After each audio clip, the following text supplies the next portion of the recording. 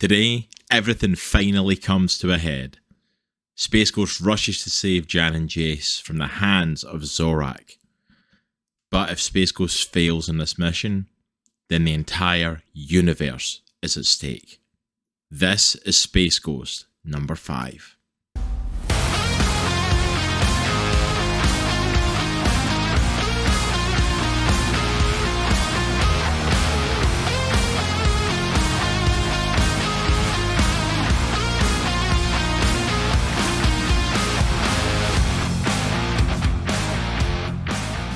Hello there, Comic Clan, and welcome to Comics Across, the greatest YouTubers you've never heard of.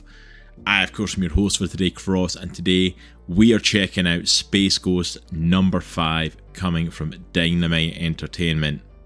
But before we delve into today's issue, if you are enjoying the content here at Comics Across, please make sure to go and hit that subscribe button. Make sure you don't miss out on any future videos, or reviews, or indie comic book club, or our interviews coming up for you. We've got a lot of great stuff lined up. Don't want you to miss out on that. Also, if you are enjoying it, please also hit the like button, because it really does help us out and we greatly appreciate it.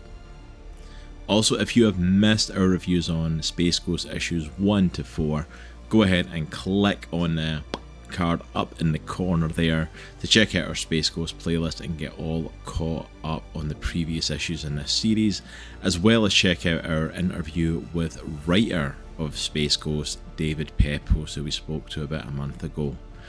So make sure you don't miss out on getting caught up on all of that.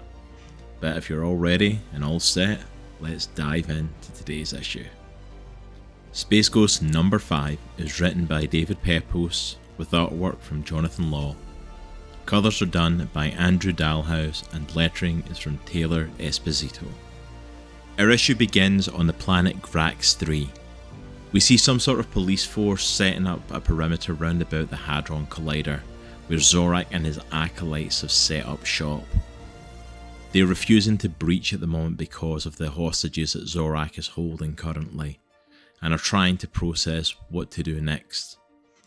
But before they can even fully get a lay of the land, we see a white blur flash past them and head straight for the Hadron Collider building.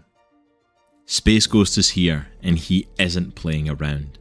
He begins to run through all of Zorak's followers with only one question for them. Where is Zorak? It doesn't take him too long to work out where he is, and starts to work his way through the building, and finally he finds where Zorak is holed up. He bursts in to confront him with some of his followers literally in hand. Space Ghost asks him, where are Jan and Jace? One of the scariest things about Zorak is that in this moment, when Space Ghost bursts through the wall and arrives right in front of him, there's no change in his demeanour. There's no fear, no anger, no worry, no hatred. He does not falter in how he carries and presents himself, as if everything that is happening is exactly how he planned it and is exactly where it needs to be. Like he is in complete control of everything. Zorak shows Space Ghost that he has the kids under guard, and he isn't afraid to torture them in pursuit of his goal, which he shows by having one of the guards electrocuting Jan when she tries to speak up. Space Ghost asks what he wants. Zorak replies that he wants what any prophet wants: to witness the divine. However, for now, he will settle for Space Ghost's complete surrender, and for Space Ghost kneeling before him. Without a moment's hesitation, Space Ghost says, if that's what it takes, he wins, and kneels in front of Zorak. While this is going on, Jan is really concerned at the situation, and she turns to Jace and says that they need to get out of here. Jace tells her not to worry, he's got a plan, and he's already slipped out of his cuffs. He jumps to his feet, saying it's time to take out the guards, but as he goes to make his move, he is electrocuted, and he drops to the ground hard. He is stunned hard enough that he is left unable to move. The guards leave the room laughing and stand outside of the door. Jace forces out an apology to Jan, saying that it's his fault that they came here. Jan tells him to stop, and if he wants to apologise for something, it should be for his terrible jokes.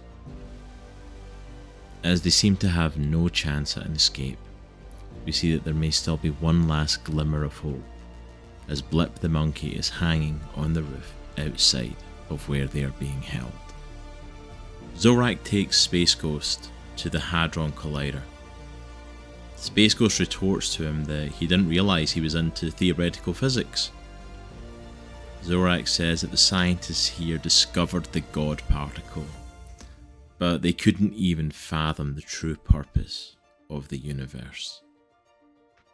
He plans to use this Hadron Collider, infused with the power from Space Ghost's power bands, to tear open a rip in the universe and allow Lokar, the locust of the apocalypse, and his hordes to enter their universe and to bring forth the coming apocalypse. Space Ghost pleads with Zorak to see reason. Lokar doesn't exist. He's nothing more than a fantasy, a fairy tale. But if he overloads this collider, then Zorak could kill them all.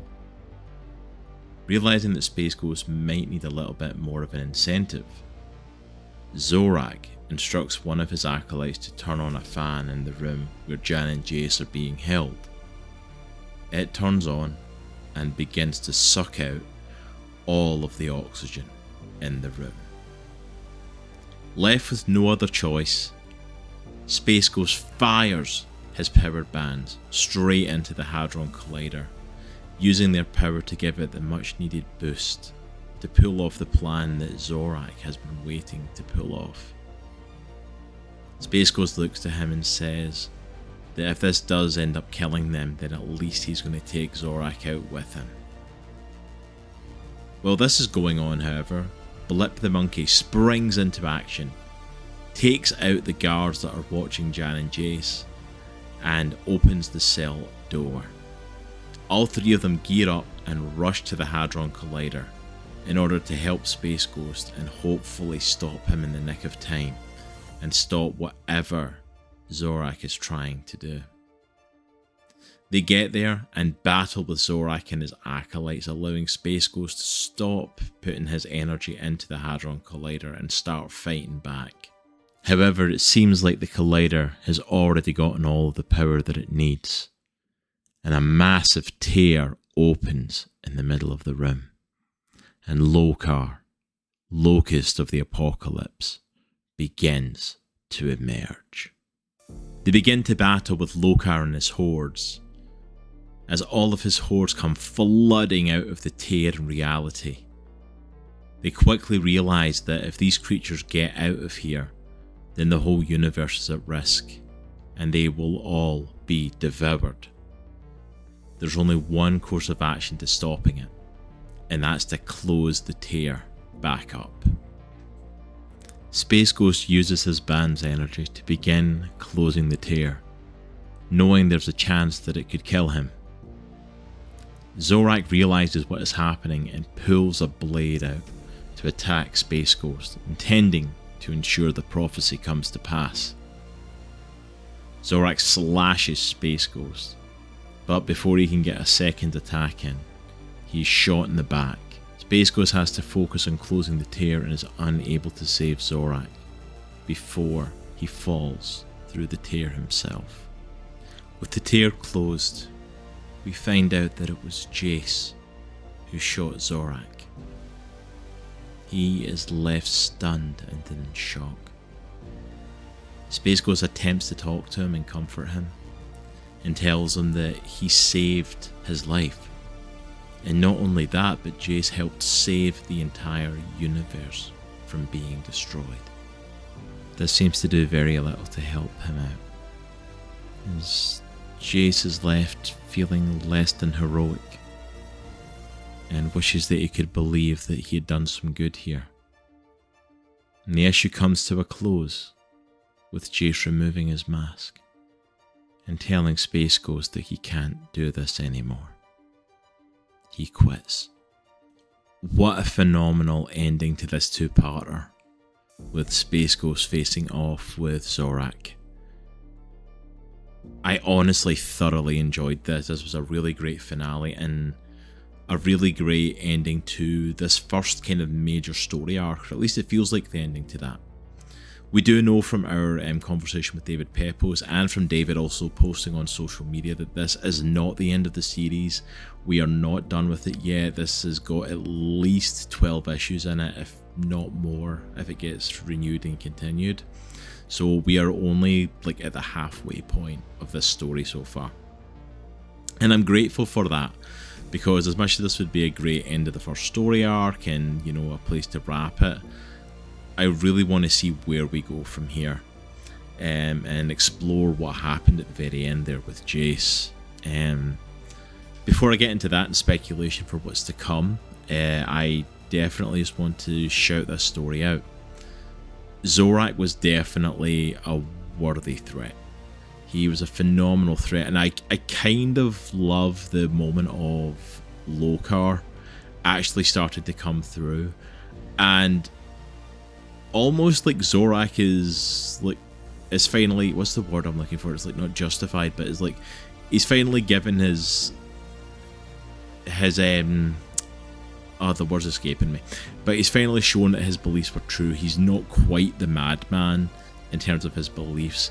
It very much made me think of throwback to Doctor Who, the end of David Tennant's run, when the Master is brought back to life and he is talking about the drumming in his head, and he finally is able to let the Doctor hear it. And it's that validation, that's the word I'm looking for. It's a validation that he's not going mad. You know, we even see Space Ghost saying to Zorak in this that, like, Lokar's a myth. He's a fairy tale. He's not real. You're going to kill us all for something that is not even real. And it's almost like a validation for him of, he's real and he's a danger. So I kind of liked that, and I liked the fact that the Space Ghost was put in this place of very much the heroic stance of, like, he could probably beat the brakes off of Zorak if he wanted to, but he chooses to, like, I love that even when he says that, you know, how about you kneel in front of me, and without hesitation Space Ghost kneels, because he's not willing to risk the kids' lives. He's not even willing to put that even possibly in jeopardy. And I love that, because it really does show the heroism of him. As much as he was gruff and ready in the beginning issues, that heroism is really there in Space Ghost, that he is not willing to sacrifice these children just to beat this madman, this psychopath, this zealot. He will do what he has to save them, even if that means kneeling before Zorak for now, to do what has to be done to get them safe. And I kind of love that, because you would usually see back and forth from the hero, and you would usually see them try and work out a smart plan, and it's like, I love the fact of Space Ghost is like, I've got nothing, I can't beat you. As long as you've got those kids, I can't fight back, so I'll kneel if it means you don't hurt them. I love it, and I love the fact of the plan for the Hadron Collider. I love the fact that it all came together, that Zorak had a plan to bring forth Lokar, to bring forth this horse, to destroy the universe. And it was very much a great wrap up for the story. I like that Jan and Jace were shown as, like, because we talked about it back when we talked, I think it was issue 3, when we really talked about the fact of that Jan and Jace were almost treating this like a game. They were flying about being heroes with Space Ghost, and he was trying to instill in them that this is real, that there are real stakes to what they're doing. And this was kind of the first time they really had to face that. Of like, hey, we're not just superheroes now, like there's actual consequences, to the point of like, you know, Jace is like, I've got my cuffs off, haha, I will take out these guards quite handedly, and he's electrocuted and left in a pile without even a second thought. And it's like, we can't do this, and it's Blip the monkey that has to save them through a little bit of espionage and breaking his way into them. So I like that, and then that also is echoed in the very end of this issue as well, obviously, as Jace shoots Zorak. And although it's a heroic act, although he saves Space Ghost's life, although he allows Space Ghost to close the tear, and he allows the universe to be saved, and Space Ghost even tries to commend him for that. Look what you did, you saved the universe from destruction. That there's still a toll in taking someone's life, even a zealot nutjob like Zorak. It still weighs heavy on you. Taking a life is not something that should come without a heaviness and a weight and a consequence to you. Even if it's done in the right reason and for a good cause, it shouldn't come without that weight. And the realization of like, he now has to carry the weight of having done that, of having shot and killed this person, to the point of he's like, I can't do this anymore, if this is what it's truly like. And I think that opens up a really great opportunity for storytelling here, because it's like, you do have these children who are now you're reminded this is a child that is trying to process something that is a very adult thing to process. And what he thought and was acting essentially like was a game, he's now having to deal with real world consequences and real grown up consequences. And that's a massive thing to carry for an adult, let alone for a kid. And you can see the break on Space Ghost's face. Like, I think Jan always seems like she's just in shock in that last panel, but Space Ghost, you know he can feel the weight of what he's carrying. And I am really intrigued for the next issue to see where this goes. Absolutely phenomenal. As ever, absolutely phenomenal. This has been an amazing series. I have not regretted picking this up. There are other series that we've started and we've done reviews for on the channel where it's like, I don't mind missing an issue or I've fallen off of. But Space Ghost is 100% one I went, no, I'm in this story to the end now. If issue 12 is fully the last issue of this, then I am all the way to issue 12 and hope that it gets even more. I thoroughly have enjoyed this series so far, and it's been a pleasure to absolutely check it out. So I'm excited for issue 6. I'm excited to see, I think, was it Moltar was the next villain that David has been like pushing on social media. So I don't know how that's going to fit in, while also carrying the weight of what's going on with Jace, who has quit, but at the same time it's like, but Space Ghost is kind of his guardian now because his dad's dead, and he kind of adopted these kids. So I'm really excited to see where this goes and what happens with this story. In terms of the rest of the issue, phenomenal artwork from Jonathan Law as always, absolutely brilliant job on this. And also from Andrew Dalhouse, the colouring in this, and lettering from Taylor Esposito. It all comes together just to create a phenomenal visual for this story, and it's all done so well. Like, I can't praise it. We're 5 issues in, and I'm struggling to find new things to say to praise this artwork. It has just been an absolute delight on the eyes reading this series and going through these issues. So I highly recommend picking up Space Ghost number 5 if you're a fan of sci-fi and superhero and adventure, and you know, I would highly recommend checking this out, even if you're not a Space Ghost fan, because I wasn't before I started reading this, and I highly recommend checking it out and going and picking this up. This has been an absolute blast to read, and I'm excited to keep getting into it. But that's it for me for today, I think. So thank you so much for joining me and coming and hanging out with me here as we went through this issue.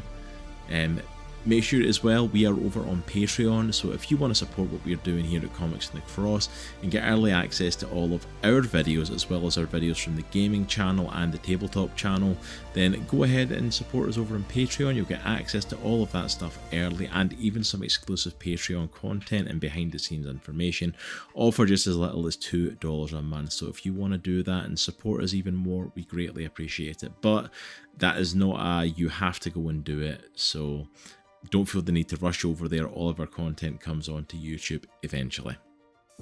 But thank you so much for hanging out with me. Hope you all have an absolutely amazing day. Let me know what you think of the Space Ghost series so far. Have you been enjoying this run? Are you a fan of Space Ghost? Go down to the comments below. Let me know what your thoughts are on it, and let us know if there's any other comics you want to see us cover here on the channel. But take care, and remember, it is a good week to be a geek. And we'll see you all next time. Peace.